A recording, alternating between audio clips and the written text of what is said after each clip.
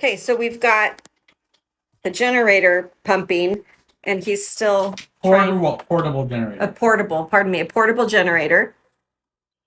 Okay, so we've got. My dog stepped on a bee. Oh, don't do that. We've got lights. Okay, so now I need to figure out what circuits we need. Okay. Okay, that's the line. 1, 2, 3, 4, 5 kitchen lights labeled. So what are you doing? I'm removing the circuit from the panel so that I don't overload our generator. Okay. I'm really glad you know what you're doing so that you don't get electrocuted. I just realized I can turn my flashlight on my TikTok video, and that was a great help to say, because he's been working in the dark this whole time. Okay, so what we're gonna do is we have a portable generator that has 120 amp circuit. We're gonna take the 20 amp circuit, we're gonna feed our family room TV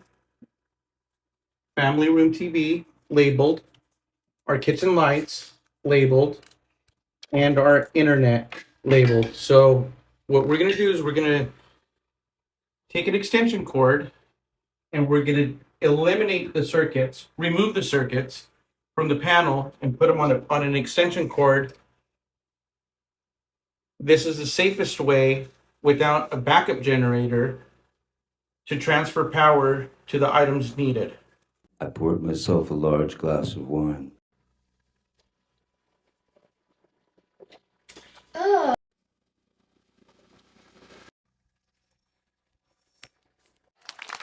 Ta-da!